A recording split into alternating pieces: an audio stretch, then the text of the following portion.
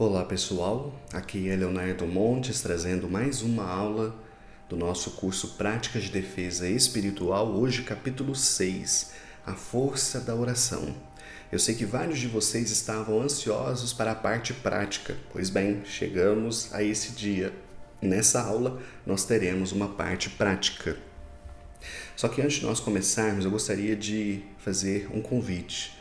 Se você ainda não participa do nosso grupo de WhatsApp secreto para os membros, para a gente poder conversar sobre os assuntos do curso, tirar dúvidas, você pode participar. Basta você olhar aqui no canal na aba Comunidade, lá tem o link de acesso. Mas se você não quiser participar, você pode deixar as suas dúvidas aqui também nos comentários, ok? E outro ponto importante, os assuntos que eu trouxe anteriormente, eles formam a base das práticas espirituais que nós vamos estudar daqui por diante. Então, se você está assistindo isso aqui no futuro, não pule para a parte prática, estude antes a parte teórica, senão a sua prática vai ser rasa, sem a compreensão das leis espirituais e dos princípios fundamentais que norteiam essas práticas, tudo vai ficar meio vã, então estude, ok? Vamos lá então. Capítulo 6, a força da oração. Até o presente momento, utilizei muitas fontes espíritas em minhas citações, e isso por dois motivos. O primeiro é que conheço muito bem o Espiritismo, que foi a minha primeira escola de espiritualidade. O segundo é que, embora o meio esotérico raramente veja as obras espíritas com bons olhos, preferindo confiar em grimórios e livros medievais sem autoria, eu considero que as obras espíritas, e especialmente as de Chico Xavier, por ser, em minha opinião, o maior médium de todos os tempos, de extrema confiabilidade. É curioso pensar que tanta gente se debruce a estudar sobre o oculto e ignore o conteúdo produzido pela maior antena mediúnica da história. Então, eu quis colocar esse adendo porque eu vejo tanta gente no campo da espiritualidade querendo reinventar a roda, tantas pessoas que estudam o ocultismo, estudam a magia e que simplesmente não ligam a mínima para aquilo que Chico Xavier produziu. Só que essas pessoas esquecem que ele é o maior médium que a gente já conheceu.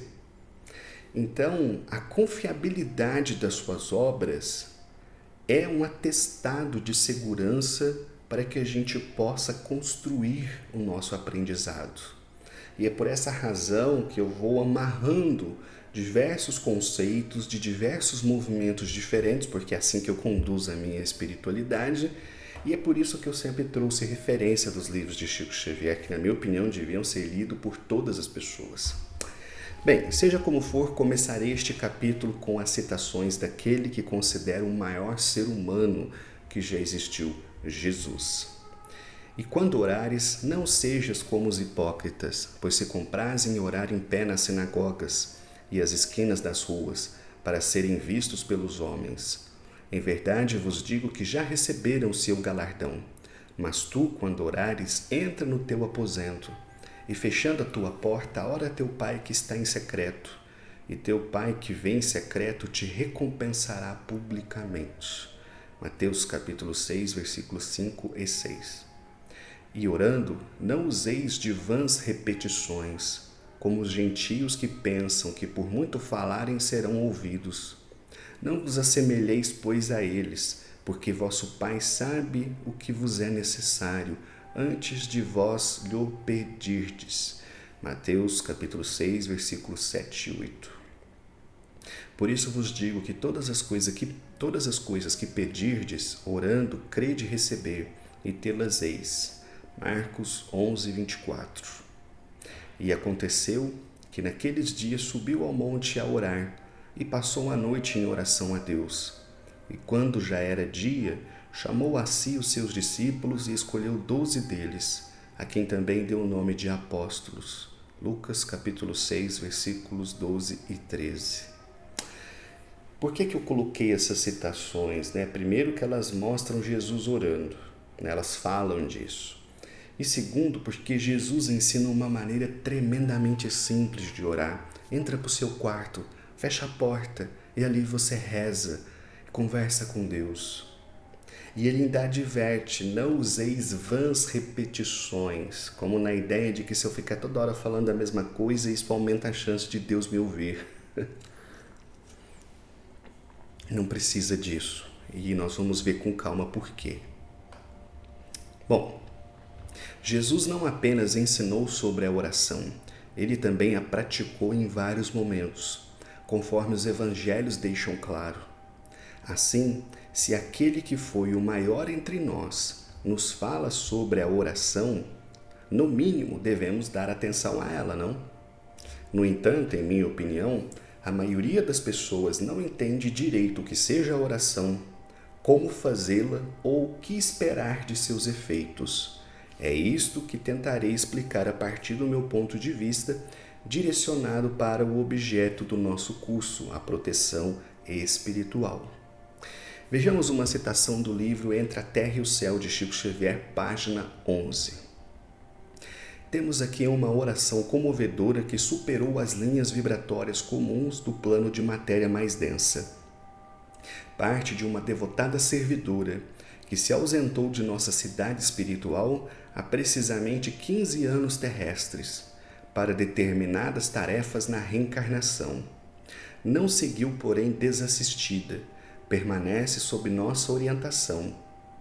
O nascimento e o renascimento no mundo, sob o ponto de vista físico, jazem confiados a leis biológicas, de cuja execução se incumbem inteligências especializadas. Contudo, em suas características morais, subordinam-se a certos ascendentes do espírito. Evelina, depois de perder o maninho em trágicas circunstâncias, acha-se desorientada entre o genitor aflito e a segunda mãe em desespero.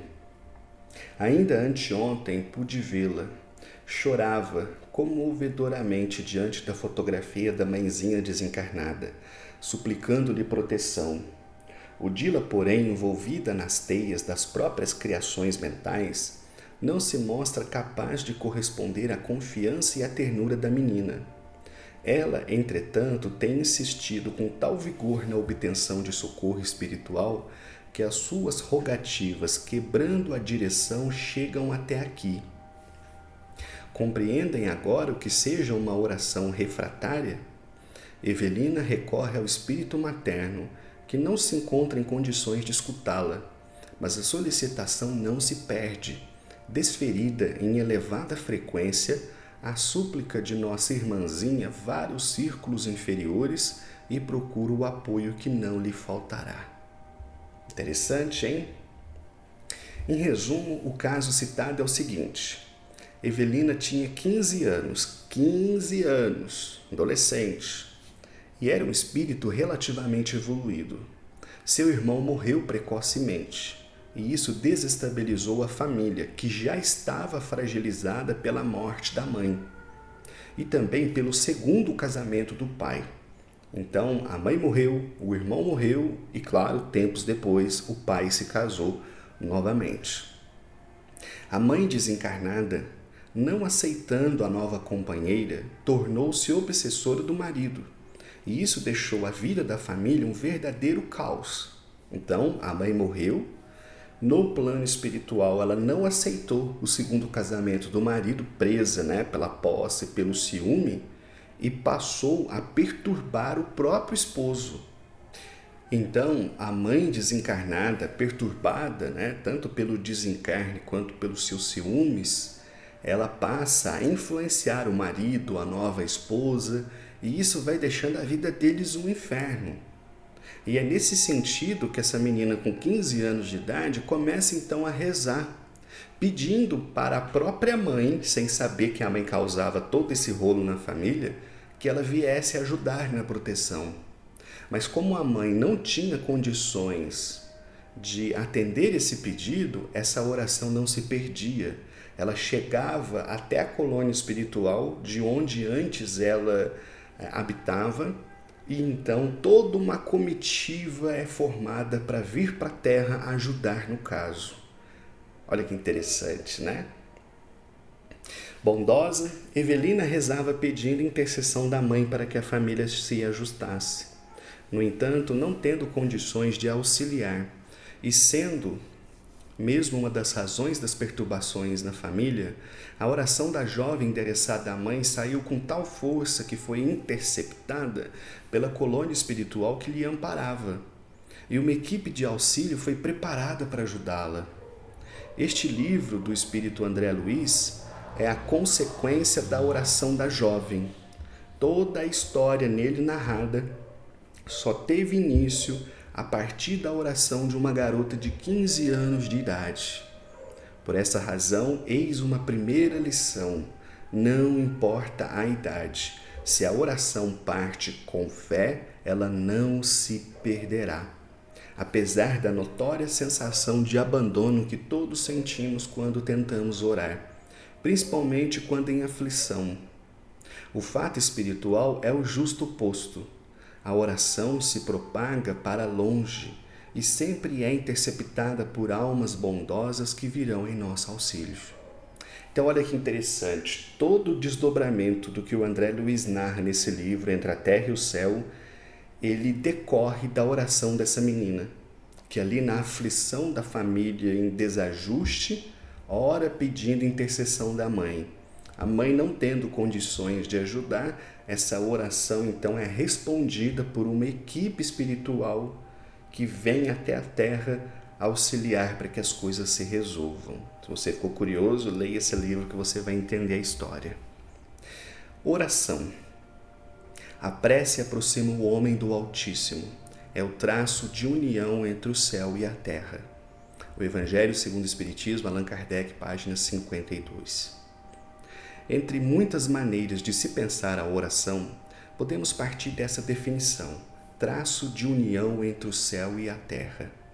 Isto é, a oração é uma forma de atingirmos as esferas superiores com o nosso pensamento e também de entrarmos em comunhão com Deus. Afinal, como já vimos, o todo é mente. Segundo os Espíritos, questão 659 do Livro dos Espíritos, as orações podem ocorrer para pedir, louvar. Aliás, eu vou mudar isso aqui. As orações podem ser, né? Acho que faz mais sentido. Podem ser para pedir, louvar ou agradecer. Vamos refletir sobre elas. Quando oramos com a intenção de pedir, devemos nos lembrar que Deus não nos poupa das provações da vida que constituem um remédio amargo que nos curará a alma aflita. Assim, as desilusões, os desgostos e as aflições que atravessamos, desde que não tenham sido causadas por nós mesmos na presente encarnação, são etapas de aprendizagem ao nosso espírito. Não devemos, pois, pedir que cessem, pois isso seria interromper o ciclo de aprendizado. Neste caso, nossas orações devem focar em pedir força, esperança, clareza, direcionamento, proteção, enfim, aquilo que nos falta e que, se conseguirmos, nos ajudaria a suportar melhor as angústias da vida. Entendem? Nós estamos no mundo de provas e expiações. Isso quer dizer que nós todos estamos ou submetidos... Moto barulhenta. Estou gravando de dia, então não tem muito ruído. Não sei se vai captar, mas creio que sim. Nós todos estamos submetidos a provações ou a expiações. Provações são os testes, são os desafios da vida. Aquilo que eu tenho que batalhar, seja no campo afetivo, profissional, na saúde, família, e cada um tem os seus desafios. Basta você dar uma olhada na sua vida que você já vai ter uma ideia de quais são as provas a que você está submetido. Já a expiação é a consequência do mal praticado. É quando a gente sofre nesta vida as consequências de um mal praticado no passado. É quando de repente eu fico enfermo do nada, nasce uma criança com deficiência, e você fala, gente, mas por quê? O que ela fez? Será que eu... Não, é uma expiação. Ela está sofrendo a consequência de um mal que ela praticou. Não tem como fugir. Por isso que se diz que nós estamos ou sob provações ou sob expiações, certo? Então, quando a gente ora para Deus, não adianta a gente pedir que a prova se encerre, que a expiação acabe. Porque se nada que acontece é injusto, tudo, portanto, tem uma causa. Então, a gente não deve rezar nesse sentido. A gente deve rezar pedindo força, resignação, paz, paciência, para que a gente consiga vencer os obstáculos da vida, compreendem? Esse é um ponto importante. É inútil orar pedindo facilidades para uma vida material confortável, especialmente se nos eximirmos da responsabilidade de construí-la. Assim, se desejo ter uma casa, não devo rezar a Deus para que magicamente uma casa apareça em meus caminhos. Eu devo orar pedindo força, discernimento e condições para que com o meu trabalho e suor eu consiga comprar a casa que eu desejo. Esse é o campo que muita gente fantasia, e tem até a lei da atração, né? Se você pensar em dinheiro toda hora, né? Com muita força, com muita convicção que o dinheiro vai chegar na sua vida. Gente, essa é uma das coisas mais estúpidas que eu tenho visto na internet nos últimos tempos. Deu uma caída, ainda bem, porque eu acho que todo mundo foi testar e viu que isso aí é bobagem, né? É um neoliberalismo espiritualista americano, né? Um negócio que não tem o menor sentido, mas que alguns anos atrás virou febre no Brasil, né? Não é assim que funciona. Então, eu vejo muita gente no campo da espiritualidade que tem uma visão sobre a vida muito distorcida, né? Aqui eu não estou falando que você não possa querer ter riqueza, prosperidade, bens materiais. Se é isso que você quer, vai e busca. A vida é sua, faz o que você quiser. Mas entenda que não adianta eu ficar pedindo para Deus uma casa. Eu tenho que pedir a Ele, sim, as condições necessárias para que com o meu trabalho eu consiga comprar a casa que eu quero. Ou discernimento para ver onde eu estou errando, se eu estou gastando demais, se eu não estou juntando adequadamente, se eu posso reduzir as minhas despesas, se eu posso mudar o meu estilo de vida. Então, se a gente ora pedindo força e amparo a Deus nesse sentido, o esclarecimento vem nos mostrando onde é que a gente está errando e o que nos falta para conseguirmos o que desejamos, entende? Então esquece esse negócio aí da atração, que isso é bobagem pura. Quando oramos com a intenção de louvar, quase sempre embevecidos em algum tipo de êxtase místico, elevamos nossa vibração a Deus em reconhecimento à sua magnânima sabedoria e obra, e por nos ter dado a oportunidade de vivenciar esta incrível jornada. É importante orarmos eventualmente simplesmente em contemplação, frente à grandeza de tudo que já conhecemos e também em razão de tudo que ignoramos. Essa oração com o objetivo, de louvar a Deus é uma coisa que eu vejo muito nas igrejas evangélicas, muito pouco entre os espíritas, muito pouco entre os umbandistas, e a gente precisa disso, porque isso é importante, não é? Não é só ficar pedindo, né? A gente também tem que louvar a grandiosidade, até porque se a gente pegar tudo que Jesus ensinou e passar uma peneira, vai peneirando, o que sobra?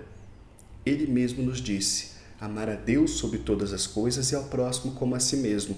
Quer ser feliz nesse mundo? Aprenda a amar a Deus sobre todas as coisas e ao seu próximo como a si mesmo. Acabou, não precisa de mais nada. Não precisa nem desse curso aqui. Esse curso aqui é o contrário, é o curso para quem não consegue isso. Aí a gente tem que recorrer a certas práticas para tentar viver uma vida mais equilibrada, né? Entende o que eu quero dizer?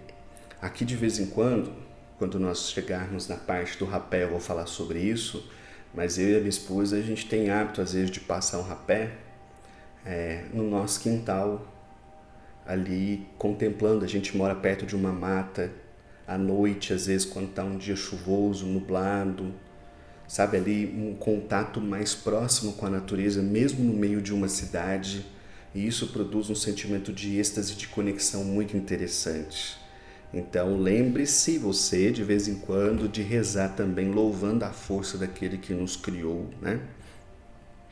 Quando enfim oramos para agradecer, quase sempre em razão de algum bem que nos chega, devemos ser gratos pelas dádivas recebidas, não apenas do ponto de vista material, mas também por todas as ideias, inspirações e proteções espirituais que frequentemente nos livram de mil males que sequer chegamos a conhecer. Eu sempre conto uma história que é interessante assim. A gente não tem ideia da proteção divina, a não ser quando a gente percebe o mal que a gente estava submetido. Há uns anos atrás, eu e a minha esposa estávamos indo para uma festa, num local muito distante. A gente estava de moto, e aí, assim que nós chegamos na festa, ela falou assim: nossa, você viu a sorte que a gente teve? A gente quase foi assaltado. E eu olhei para ela e falei: quê? Aonde? Eu não vi nada. Para mim, eu dirigi, fiz o circuito normal, não percebi nada. E aí ela então foi me contando o que aconteceu.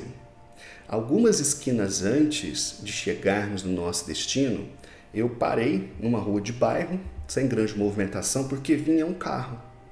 Só que havia um cara que estava parado na esquina. Quando o cara viu que eu parei a moto e eu virei para minha esquerda, ele estava de cá na minha direita, eu virei para cá para acompanhar o carro, ele pegou, veio aproximando-se da gente e ela estava vendo. E ele levantou a camisa e tinha uma arma. Ele ia render a gente. Só que nesse intervalo, uma pessoa que estava passando do outro lado da rua o cumprimentou. Ô fulano! Aí ele desconcertou. No que ele desconcertou, que ele olhou para a pessoa, eu acelerei a moto e saí. O carro já tinha passado. Eu nem vi essa cena. Quem viu foi a minha esposa. Então, se ela não tivesse comigo, eu chegaria à festa e nem sonharia que eu cheguei isso daqui de ser assaltado ou coisa pior, vai saber. Só que como a minha esposa viu, então ela falou: gente, por muito pouco a gente não foi assaltado. Então é isso. A gente não percebe no dia a dia a proteção divina que muitas vezes nos livra de um monte de males. Então é importante sim a gente agradecer, não só quando as coisas acontecem conforme o nosso desejo, mas também pelas ideias, pelas inspirações, as proteções espirituais que nos chegam, né? Bom, vamos falar agora um pouquinho sobre fé. A maneira mais simples de orar foi ensinada por Jesus. A maneira mais simples de orar foi a que Jesus nos ensinou em Mateus capítulo 6, versículo 5, quando nos pede para entrar em nosso quarto e lá orar em segredo, pois Deus vê o que se passa em nosso íntimo e ouvirá a nossa oração. Como modelo, ele nos deixa uma oração simples, conhecida por todos nós como Pai Nosso. Agora preste atenção nisso. No entanto, a força da oração não está na leitura de uma prece famosa, ritmada ou poética, e sim na emoção que causa naquele que ora. Por isso, é preferível uma oração sincera e espontânea, nascida de um coração recheado de fé verdadeira, do que a leitura da mais famosa das preces simplesmente com os lábios. Entendem? Tem muita gente que acha assim, se você colocar no YouTube assim, oração forte, vai aparecer um monte de vídeo. Oração forte de libertação, oração forte de cura. Fica parecendo que é tipo um mantra mágico, que se você recita, você chega naquele efeito. Esquece isso, tá tudo errado. A força da oração não está nas palavras, não está no ritmo. Observa, por exemplo, uma coisa que confesso assim, que me dá raiva quando eu vou num centro. As pessoas vão rezar, mudam o tom de voz, sabe? Começa a chamar todo mundo de irmão. Aí faz aquela oração quilométrica. Aquilo ali é tipo o que Jesus criticava, né? Não precisa disso. A oração de verdade, ela é simples. Ela nasce do coração. É o elevar da nossa energia, da nossa vibração, cada um à sua maneira. Tem gente que me fala assim, eu não sei rezar, eu só converso com Deus. Eu falo, tá ótimo. Funciona para você? Não importa como você vai fazer, importa que, venha daqui. É isso que muita gente não entende, né? Eu já vi gente que fala assim, Léo, você podia rezar para o meu pai porque você tem uma oração mais forte que a minha. Eu falo, gente, Presta atenção, eu não conheço seu pai. Então, quando você me pede para rezar para ele, você acha mesmo que a minha oração, que sou um desconhecido para o seu pai, vai ter mais força que a sua oração por ele que é filho? Entende? Então, assim, não é que a gente não possa rezar uns pelos outros, tá? A gente pode fazer isso, toda oração é sempre bem-vinda. Mas frequentemente as pessoas não entendem essa relação e acham que porque eu sou médium, ou porque o cara é presidente do centro, ou porque ele é palestrante, que a oração dele é mais forte. É um absurdo acreditar nisso. Você que tem sentimentos pelo seu pai para mim é um nome, mas para você ele é muitas coisas. Então, se você rezar por ele com toda a fé do seu coração, você vai fazer uma oração muito mais forte do que a que eu poderia fazer por ele, né? Então, a gente precisa entender isso.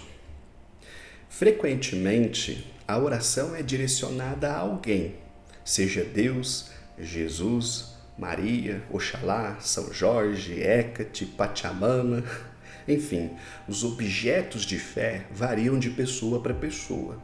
Pessoalmente, rezo apenas para Deus, o Criador.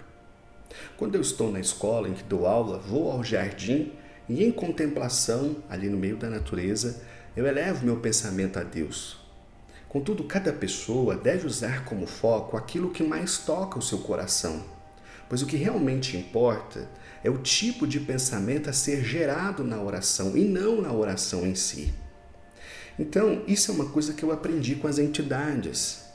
Eu sempre conto, né, quando eu cambonava, a saudosa avó Cambinda, ela ia conversar com um consulente, ela falava assim, filho, em que você tem fé? Aí a pessoa fala, eu sou muito devota de São Jorge. Aí ela falava assim, então pega na mão dele na oração, pensa nele, firma nele. Aí a pessoa ia embora toda feliz. O próximo consulente chegava e falava assim, avó, eu só acredito em Deus, que é uma força que existe. Aí ela dizia, então pega isso, filho. Ou seja, não importa qual é o seu objeto de fé. Se aquela imagem, aquele santo, aquele orixá, aquela divindade te ajuda a elevar o seu pensamento, então faz isso. Porque o que importa é esse elevar vibratório. Não é a quem você se dirige, muito menos que tipo de oração você faz. Entende? São as suas emoções canalizadas com a sua vontade, com o seu pensamento, que é a verdadeira oração, não aquilo que você fala, ou para quem você ajoelha, ou para quem você acende vela. Isso é particular de cada um, entendeu? Olha só que interessante. Vejamos a descrição do espírito André Luiz em Obreiros da Vida Eterna de Chico Xavier, página 146, a respeito de um templo no mundo espiritual. Que? Templo no mundo espiritual? Pois é, vai ler o André Luiz. Tem templo no mundo espiritual. Existem templos dedicados a religiões específicas e templos dedicados à espiritualidade como um todo, que é o caso desse. Olha que descrição interessante. Assemelhava-se o ambiente ao de grande capela, das que conhecemos no mundo. De face voltada para o exterior, uma cruz de radiante material argênteo sobre alva e simples mesa, encostada ao centro do fundo, era o único símbolo religioso ali existente. Mas de todas as paredes laterais, a se caracterizarem por brancura de neve, distinguiam-se pequenas reentrâncias, esculpidas em forma de nichos. A luz dominante casava-se de encantadora maneira com a melodia cariciosa a ressoar docemente no largo corpo da nave. Que mãos invisíveis produziam a música veludosa e terna que nos inclinava à reverência e à meditação? Mais de 200 de entidades diversas, formando piedoso conjunto, em fileiras quase do mesmo número, postavam-se em prece ante os nichos vazios. Entenderam? Então ele descreve um ambiente branco que parecia uma capela, cujo único símbolo religioso era uma cruz em cima de uma mesa. No entanto, nas laterais desse templo haviam nichos, né? Que não sei se vocês conhecem, tem vários tipos de nicho, mas nichos são aqueles, vamos supor, uns quadradinhos vazios que você põe na parede para depois você colocar algo ali dentro, para enfeitar alguma coisa assim. Então tinha vários nichos na parede lateral. É isso que ele descreveu. Agora, por quê? Vamos entender. Acompanhemos, por exemplo, aquela nossa irmã em súplica. Postar-nos-emos na retaguarda, de modo a não incomodar com a nossa presença. Envolvendo-a nas vibrações de nossa simpatia, assimilar-lhe-emos a faixa mental, percebendo com clareza as imagens que ela cria em seu processo pessoal de oração. Obedecemos maquinalmente, e de minha vez, à medida que concentrava a atenção naquela cabeça grisalha e pendente, mais se alterava o estreito espaço do nicho aos meus olhos. Pouco a pouco, qual se emergisse da parede lirial, linda tela se me desdobrava a visão, tomada de espanto. Era a reprodução viva da formosa escultura de Teixeira Lopes, representando a Mãe Santíssima chorando o Divino Filho morto. Isto quer dizer que a imagem de nossa visão, esta observação ficou, porém, no ar, porque Silas completou presto. É uma criação dela mesma, reflexo dos próprios pensamentos com que tece a rogativa, pensamentos esses que se ajustam à matéria sensível do nicho, plasmando a imagem colorida e vibrante que lhe corresponde aos desejos. Olha que interessante, entenderam? Então, por que aqueles nichos estavam vazios? Eles tinham ali alguma tecnologia, sei lá, e as pessoas então olhavam para aqueles nichos e imaginavam ali o objeto da sua fé, o seu santo de devoção, como uma espécie de foco, para que ela então conseguisse elevar sua vibração. E aqui eu quero fazer um adendo muito importante, principalmente para você que é espírita, que está me ouvindo, tá? Os espíritas, de forma geral, entenderam completamente erradas as orientações de Kardec sobre a oração. E falo isso sem medo de errar. Vou fazer um parênteses aqui, vocês vão entender o porquê. Allan Kardec disse mais de uma vez nas suas obras que cada pessoa, em particular, deve rezar do jeito que quiser. Kardec nunca censurou o uso de velas, nunca censurou o uso de imagens, nunca censurou que a pessoa ajoelhasse para rezar. Ele textualmente diz isso em várias passagens, cada um ore à sua maneira.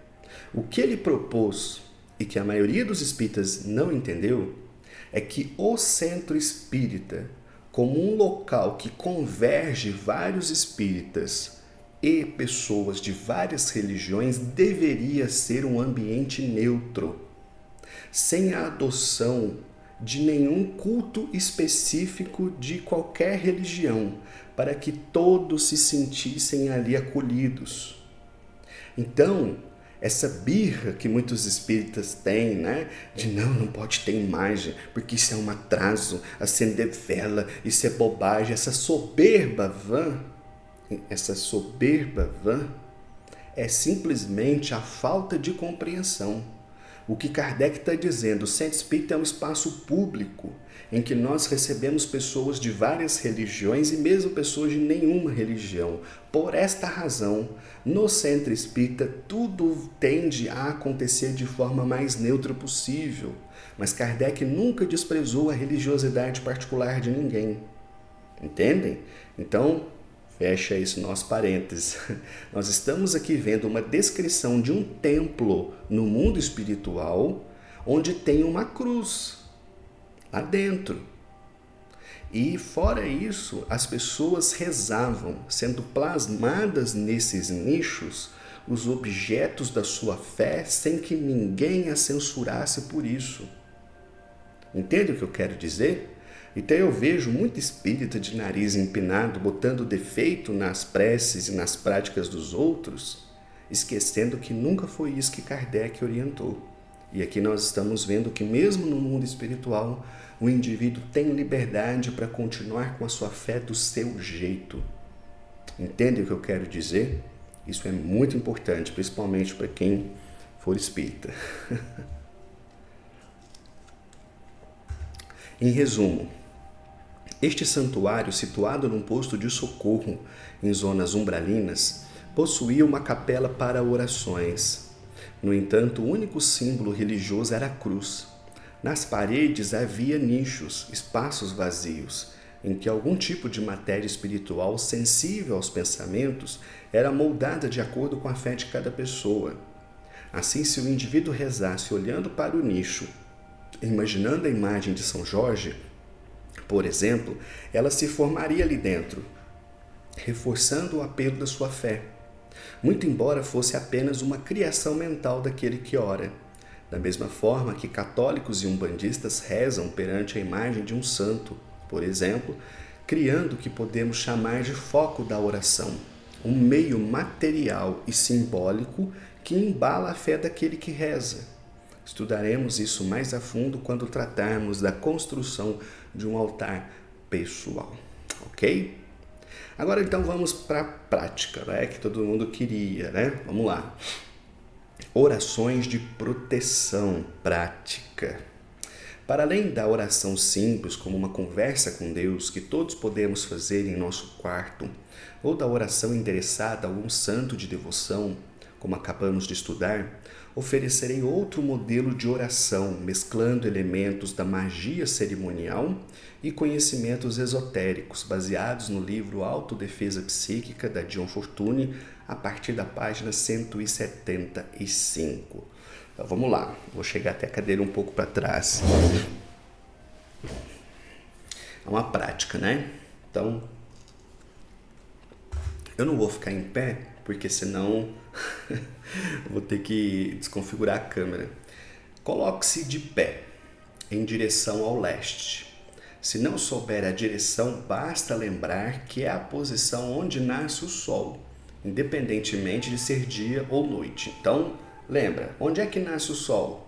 O sol nasce para cá. Então, estou de pé, mão direita apontada para o sol, tá? Respire fundo 3 vezes lentamente. Com o polegar apoiado nos dedos indicador e médio, formando uma espécie de conchinha com os dedos, desenhe uma cruz entre a testa e o tórax. Aqui. Toque a testa e diga, em nome de Deus. Na sequência, desça os dedos até o meio do peito e diga, Todo-Poderoso. Leve os dedos ao ombro esquerdo e diga, Criador do céu. Mova agora os dedos em direção ao ombro direito e diga, e da terra.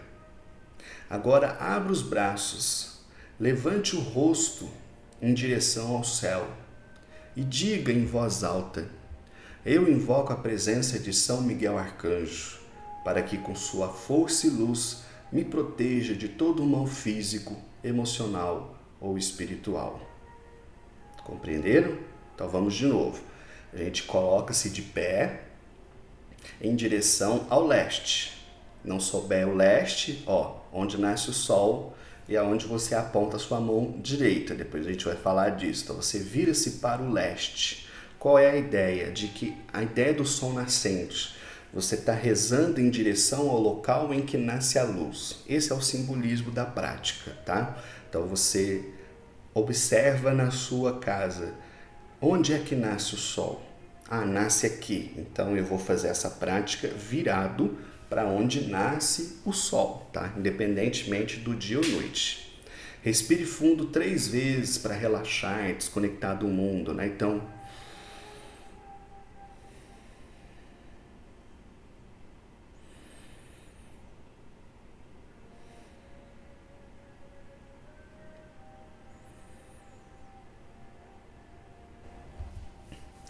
vamos lá então, toque a testa, em nome de Deus, Todo-Poderoso, Criador do céu e da terra. Abra os braços, olha para cima. Eu invoco a presença de São Miguel Arcanjo, para que com sua força e luz me proteja de todo mal físico, emocional ou espiritual. Essa é a primeira parte. Qualquer dúvida, volta o vídeo e assiste depois com calma e leia a apostila para você não se perder. Agora vamos para uma segunda parte.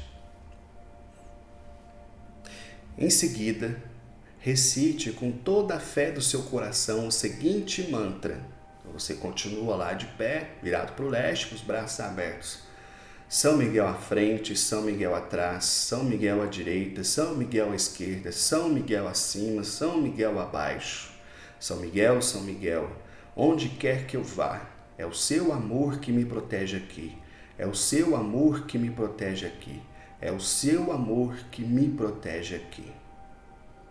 E na sequência, se você quiser, você pode realizar outros tipos de oração. Então vamos de novo. Você continua virado para o leste, continua com os braços abertos, olhando para cima. E ali você vai repetir esse mantra. Olha só, entenda. São Miguel à frente, São Miguel atrás, São Miguel à direita, São Miguel à esquerda, São Miguel acima, São Miguel abaixo. Entende que é uma esfera? Essa é a ideia. São Miguel, onde quer que eu vá, é o seu amor que me protege aqui. É o seu amor que me protege aqui. É o seu amor que me protege aqui. Entenderam? E aí, na sequência, você pode fazer um outro tipo de oração se você quiser. Essa prática se chama banimento e consiste em criar ao nosso redor um campo energético de forças positivas, afastando para longe quaisquer influências ameaçadoras, sejam energéticas ou espirituais.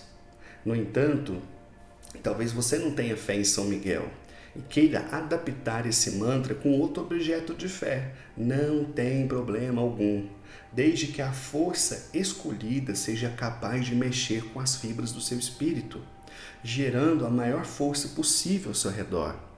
Eu não tenho fé em São Miguel, eu tenho fé em Oxóssi, então bota Oxóssi, entendeu? Não importa. Desde que esse objeto de fé seja capaz de mexer com o seu coração, ok? E se você quiser, claro, pode incrementar essa prática com incensos, música suave, a musiquinha suave.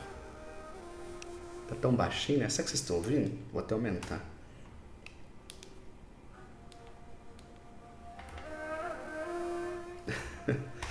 Eu gosto de colocar ela aqui de fundo, que ela me inspira. Então, se você quiser botar um incenso, coloca. Se quiser colocar uma musiquinha suave, coloca. Ou qualquer outro elemento que seja da sua fé. Trata-se de uma prática que geralmente cria uma proteção energética por 24 horas, podendo ser renovada todos os dias ou evocada apenas quando necessário. Você decide. Agora vamos para uma outra prática chamada banimento elemental. Aliás, deixa eu voltar um pouquinho. Por que banimento? Vocês concordam comigo que se você seguir todo esse passo a passo que eu fiz, além de uma simples oração, esse pequeno ritual, ele já coloca você com uma disposição mental diferente? Porque você tem que se afastar de tudo, você tem que estar num ambiente silencioso ou só com a musiquinha de fundo. E ali, muito mais do que uma oração que você vai fazer lá no seu quarto, é um momento em que você está evocando uma força para banir, para afastar de você qualquer força contrária. Por isso se chama banimento. Eu estou banindo, estou empurrando para longe de mim. E agora a gente vai ver uma outra prática chamada banimento elemental. Vamos entender o que é isso? Outro ritual de banimento interessante, mesclando elementos da magia cerimonial e do xamanismo, é a evocação dos 4 elementos para a proteção espiritual. O ideal é que este banimento seja feito durante o dia, recebendo diretamente a luz solar sobre si, ou à noite, recebendo diretamente a luz do luar sobre si. Então, o ideal é que seja feito um espaço aberto. Mas, na impossibilidade de ambos, deixa eu mudar aqui, impossibilidade de ambos, pode-se fazê-lo dentro de casa mesmo. Lembre-se agora das aulas de geografia, quando criança, para saber os pontos cardeais. Então, você vai ficar de pé. Acho que até tem que colocar isso aqui, né? Fique de pé. Pronto. Fique de pé, que eu não vou ficar com a da câmera. Abra os seus braços, apontando a sua mão direita para a região em que o sol nasce, leste. A sua mão esquerda estará apontando para a região que o sol se põe, oeste. A sua cabeça estará apontando para o norte e as suas costas para o sul. Lembra disso quando criança? Vamos lá de novo. Mão direita estendida para a região que o sol nasce. Léo, como é que eu vou saber isso? Você tem que observar, né? Acorda um dia de manhãzinha que você vai ver no horizonte qual região o sol nasce. Ali é o leste. Então você, mão direita para o leste. Vou fazer assim. Vamos supor que seja aqui. Mão esquerda, oeste. Minha cabeça, norte. Minhas costas, sul. Ok? Bom, então... eu coloquei aqui embaixo, coloque-se de pé. Mas tá bom. Eu vou tirar aqui então. Então, voltado para o leste, aí agora o que você vai fazer? Você vai virar para o leste, ok? Direção em que o sol nasce. Respire fundo, novamente, 3 vezes, lentamente. Estenda a mão com que você escreve, no meu caso, à direita. Aponte com os dedos indicador e médio, fechando os demais. Em seguida, trace no ar um pentagrama de fogo, estrela de 5 pontas. É um símbolo muito poderoso que a gente usa, inclusive, nos terreiros de Umbanda, né? Então, o que você vai fazer? Vamos lá de novo. Você vai ficar em pé, vira-se para o leste, a região que o sol nasce, respira fundo, relaxando, estende a sua mão com os 2 dedos apontados e, na sequência, você vai traçar no ar um pentagrama de fogo, que é uma estrela de 5 pontas, com toda a força da sua imaginação. Verbalmente ou mentalmente diga: eu evoco a força do irmão fogo do leste, para que queime quaisquer resíduos negativos ao meu redor. Depois de traçado, imagine que esse pentagrama se deslocando com chamas vivas para o leste, queimando tudo de ruim que há em seu caminho. Então vamos lá, imagina que aqui é o leste agora. Estendo a mão, os 2 dedos, o que eu vou fazer? Um pentagrama. Eu vou traçando e mentalmente eu imagino que ele está sendo formado por fogo. Eu preciso imaginar com vigor, com força, com vontade. E aí, mentalmente ou verbalmente, você vai dizer: eu evoco a força do irmão fogo do leste, para que queime quaisquer resíduos negativos ao meu redor. Depois, você vai imaginar que esse pentagrama que você desenhou no ar, ele está indo rumo ao infinito para frente, queimando qualquer coisa ruim que tiver no seu caminho, limpando, destruindo, reduzindo a cinzas qualquer coisa que te impeça de crescer, de ser feliz, entenderam? Essa é a ideia. Depois, você vai se virar para o oeste, o lado da sua mão esquerda, onde o sol se põe. E você vai de novo fazer um pentagrama no ar. É o mesmo esquema para todos. Só que você vai fazer isso agora dizendo: eu evoco a força do irmão ar, para que sopre meus caminhos, levando para longe todo o mal que possa me cercar. Imagine o pentagrama se deslocando para o oeste, soprando tudo pela frente, como se fosse um tornado, um tufão, qualquer coisa, removendo os obstáculos que possam existir no seu caminho. Então, do leste você vai imaginar fogo, do oeste você vai imaginar um pentagrama formado de ar, ok? Agora você vai virar para o sul, para a região das suas costas. Trace um novo pentagrama, só que agora ele vai ser formado de água.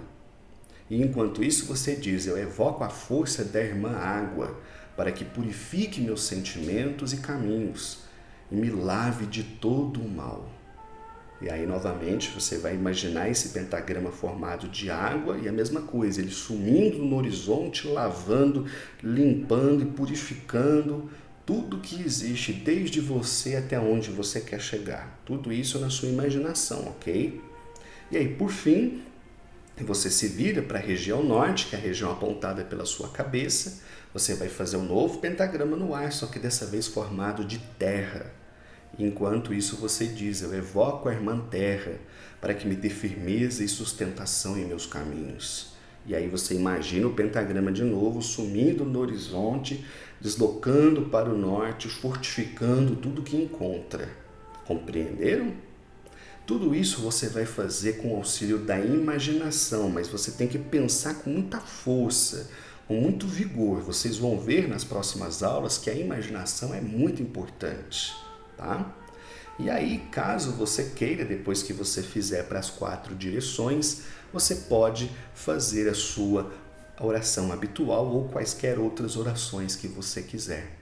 Esses são 2 rituais de banimento, 2 práticas para você ir treinando no seu dia a dia nas próximas semanas.